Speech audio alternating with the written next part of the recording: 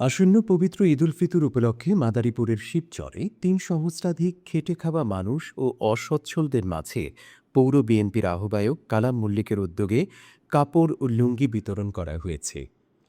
বৃহস্পতিবার সকাল থেকে পৌরসভার নিজ বাড়ির আঙিনায় এ কার্যক্রম চলছে।